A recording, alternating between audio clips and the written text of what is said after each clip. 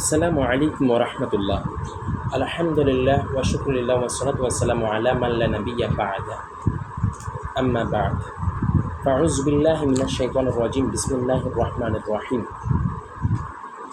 আজকে আমাদের আলোচনার বিষয় হচ্ছে আম সম্পর্কে। গতকাল আমাদের আলোচনা হয়েছে খাস সম্পর্কে। খাসের আলোচনা আমরা গতকাল করেছি। আজকে আমরা উসুলে শাহসি নামক কিতাব থেকে আমরা আলোচনা করব খাস সম্পর্কে ইনশাআল্লাহ। এই উসুলে শাহসি কিতাবের মধ্যে খাস সম্পর্কে যে আলোচনা, এটি অত্যন্ত গুরুত্বপূর্ণ একটি উসুল, যা আমাদের সামনে মাসলা মাসাইলের জন্য অনেক উপকার সাধন করবে ইনশাআল্লাহ। বলা হয়েছে ওয়াল আম, আর আম হচ্ছে কুলু লফজিন ইয়ান্তাজিমু জামআন মিনাল আফরাদ। প্রত্যেক এমন শব্দ, কুল্লু লফজিন প্রত্যেক এমন শব্দ, ইয়ান্তাজিমু যা একত্র করে, জামাআন মিনাল আফরাদ প্রত্যেকটি আফরাদ সম্পর্কে আফরাদকে একত্র করে। ইম্মা লফজান শাব্দিক অর্থের দিক থেকে, কাকাউনিনা যেমন আমরা বলে থাকি মুসলিমুনা মুসলিম। এখানে মুসলিমুনা বলতে একজন মুসলমান করে সকল মুসলমানকে মুসলিমুনা শব্দের ভিতরে ঢুকানো হয়েছে। এই জন্য মুসলিমুনার ভিতরে একটি শব্দের দ্বারা ব্যাপকতার প্রাধান্য দিয়েছে, এই জন্য এটি আম। তদ্রূপভাবে ওয়া মুশরিকুনা মুশরিকের ভিতরে সকল মুশরিকগণেই একটি মুশরিকুনা শব্দের ভিতরে ঢুকে গিয়েছে, এজন্য শব্দটি আম হিসেবে সাব্যস্ত হয়েছে। ঠিক আছে, সে সম্পর্কে আমরা আলোচনা করতে যাচ্ছি। এই আম কাকাউলিনা যেমন আমরা বলে থাকি মান ওয়া মা, অর্থাৎ মান ও মা। ওয়া হুকমুল খসি, আর খসের হুকুম হলো মিনাল কিতাবুল্লাহ থেকে, উজুবুল আমালি বিহি লা মোহালাতা তদানুযায়ী আমল করা আবশ্যক। ফাইন কবালাহু খবরুল ওয়াহিদি, তবে যদি খবর ওয়াহেদ তার খাসের হুকুমের বিপরীত আসে। আউল ইয়াসু, অথবা কিয়াস। ফাইন আমকানা, অতঃপর যদি সম্ভবপর হয়, আল জামউ বাইনাহুমা উভয়ের মধ্যে সামঞ্জস্য বিধান করা, বিদুনি তাগাইয়ুরিন কোনো ধরনের পরিবর্তন ব্যতিরিকে, ফি হুকমিল খসি খসের হুকুমের মধ্যে, ইউমালু বিহিমা তখন উভয়ের উপর আমল করতে হবে। ওয়া ইল্লা ইউমালু বিল কিতাবি, নতুবা কিতাবের উপর আমল করতে হবে। ওয়া ইউতরাকু মা ইউকাবিলুহু, এবং খসের পরিপন্থী বিষয়কে বর্জন করতে হবে। ঠিক আছে, এখানে এই কথাটি সাব্যস্ত করেছে। এর পরবর্তী যে ইবারত আমরা সেটার দিকে যাচ্ছি। ঠিক আছে, এখন বুঝতে হবে খসের হুকুম সম্পর্কে একটু আলোচনা করা যাক।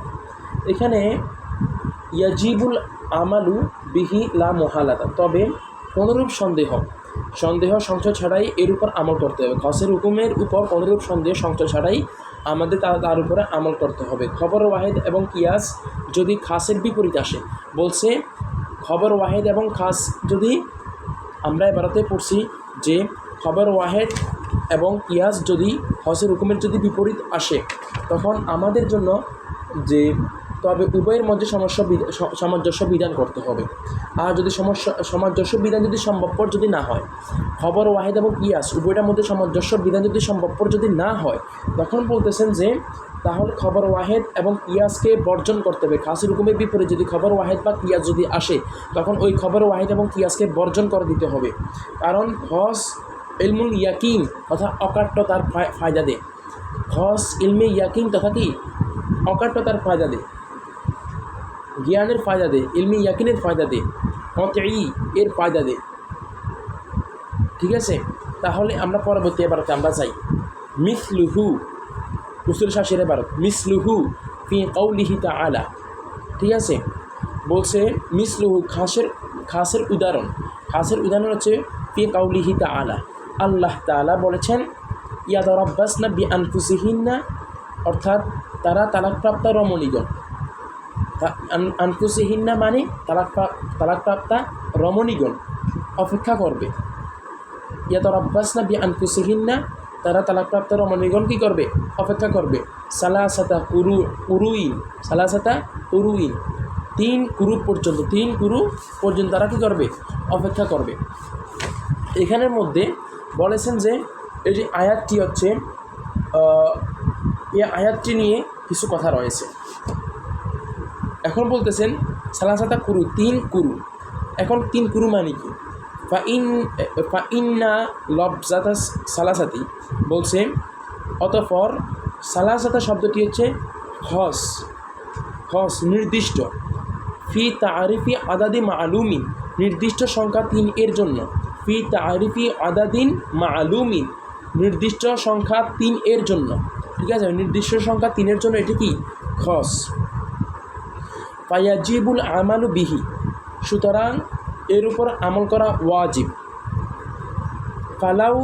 ফালাউ হুমিলাল আকরাউ, তাই কুরু শব্দটি যদি ব্যবহার করা হয় আলাল আতহারি পবিত্রতা অর্থে, তাই যদি কুরু শব্দটি যদি ব্যবহার করা হয় পবিত্রতা অর্থে, কামা জাহাবা ইলাইহি শাফিঈ, যেমনিভাবে ইমাম শাফি রহিমাহুল্লাহ ব্যবহার করেছেন, বিআইতিবারি এই যুক্তির ভিত্তিতে, আন্নাত তুহুরা মুজাক্কারুন, তুর শব্দটি পুল্লিঙ্গ, দুনাল হাইদি তবে হায়েজ ব্যতীত নয়, দুনা হাইদি তবে হায়েজ ব্যতীত নয়, ওয়াকাদ ওয়ারাদাল কিতাবু, আর কোরআনে এসেছে, ওয়াকাদ ওয়ারাদাল কিতাবু, আর কোরআনে কুরু শব্দটি এসেছে ফিল জামিই বহু বচন হিসেবে। কী হিসেবে?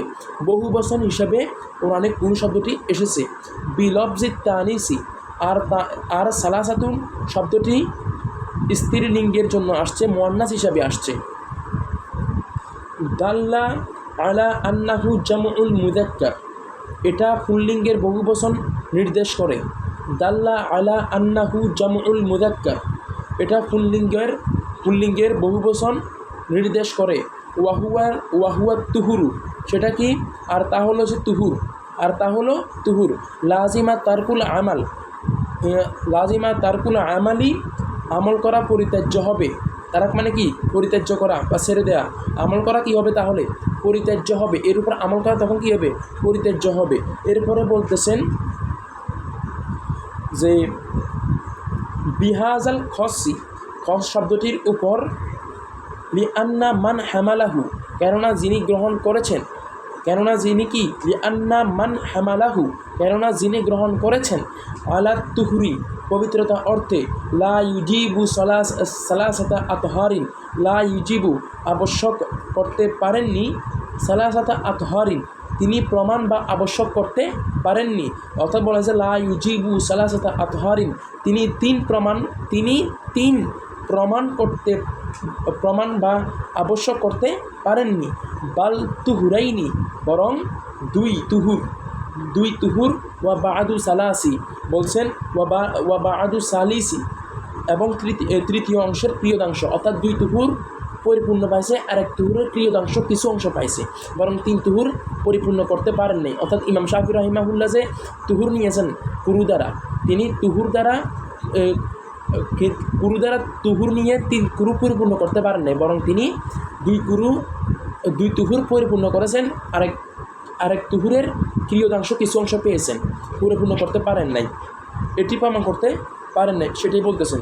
ওয়াহুয়া, আর তা হলো আল্লাজি ওয়াকা ফিহি তালাকু, যাতে তালাক সংঘটিত হয়েছে, পায়ুখর রাজু আলা হাজা, অতঃপর এর পুরু শব্দের অর্থ নির্ধারণ মতানৈক্যের উপর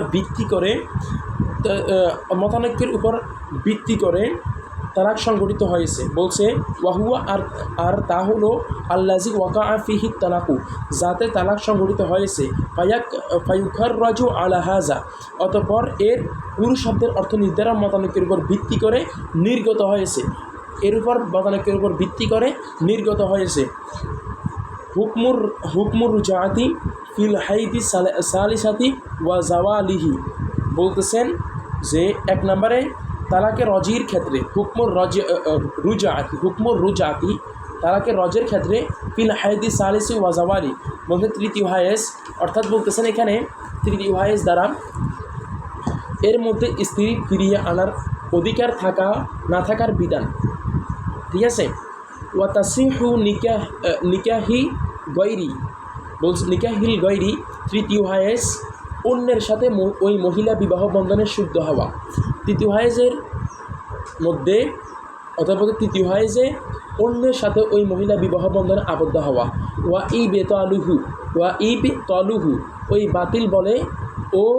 বাতিল বলে গণ্য হওয়া। ঠিক আছে, ও বাতিল বলে গণ্য হতে হবে। ওয়া হুকমুল হাবসি তালাক প্রাপ্তা স্বীয় আবাসস্থলে আবদ্ধ থাকা, ওয়া ইতলাকি ও না থাকা, ঠিক আছে। ওয়াল মাসকানি ওয়াল ইনফাকি 4 নম্বরে বলতেছেন তালাক প্রাপ্তাকে খোরপোশ তার যে ভরণ পোষণ আছে সেগুলো তাকে দিতে হবে। ও বাসস্থান দেয়া বা না দেয়ার বিধান সম্পর্কে বলতেছেন ওয়াল খলউ ওয়াত তালাক তালাক প্রাপ্তার সাথে খলউ কী করতে হবে, খলউ করতে পারা এবং স্বামীর অবশিষ্ট তালাক দিতে পারা না পারা।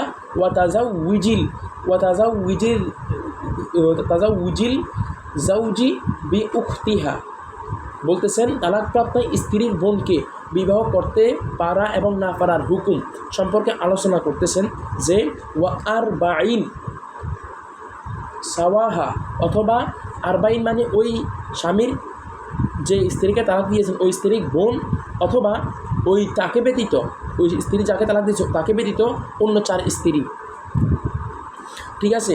অন্য ওই 4 স্ত্রীকে সাওয়াহা কিংবা ওই স্ত্রী 4 জন মহিলাকে বিবাহ করবে ওই স্ত্রী ব্যতীত, ঠিক আছে। ওয়া আহকামুল মিরাস বলতেছেন উত্তরাধিকারীর হুকুম সমূহ মা কাসরাতি তাআদাদি হা তাদের সংখ্যার থাকা অবস্থার হুকুম, ঠিক আছে।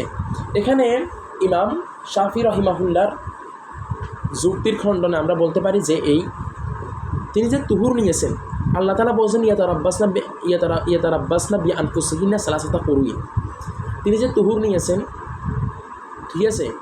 এটা আমরা বিপরীতে বলতে পারি, আমরা হচ্ছে ইমাম আবু হানিফার অনুসারী ইমাম আবু হানিফা রহমাহুল্লাহ তিনি নিয়েছেন এইখানে ইয়াতারাব্বাসনা বি আনফুসিহিন্না সালাসাতা কুরুই, কুরু শব্দ তারা নিয়েছেন তিনি এখানে হায়েজ। এখন তুহুর থেকে হায়েজ, এখন হায়েজের যে রক্তগুলা এগুলো সব জমা হয় তুহুরের মধ্যে, আর হায়েজের মধ্যে সবগুলো বের হয়ে যায়, নাফাকিগুলো সবগুলো কি বের হয়ে যায়। অতএব এখানে হায়েজের মধ্যে রক্ত জমাট হয় না, বরং হায়েজের মধ্যে রক্ত বের হয়ে যায়, ঠিক আছে। আর তুহুরের মধ্যে রক্ত জমা হয়। আর ইমাম শাফি রহিমাহুল্লাহর যদি ওই যুক্তিকে যদি ধরতেই হয় তাহলে আমরা কথা অনুযায়ী যুক্তি অনুযায়ী আমরা 2 তুহুরকে পরিপূর্ণভাবে পাই, আর এক তুহুরকে আমরা পরিপূর্ণভাবে পাই না, কারণ ওই তুহুরের মধ্যে তালাক দিয়েছেন, ওই তালাক দিতে কিছু অংশ সময় নিয়েছেন, নাকি সে ব্যক্তি তাকাইয়াছিল যে হায়েস শেষ হয়েছে, আমি সাথে 1 সেকেন্ডও দেরি করিনি, সাথে আমি তালাক দিয়ে দিয়েছি।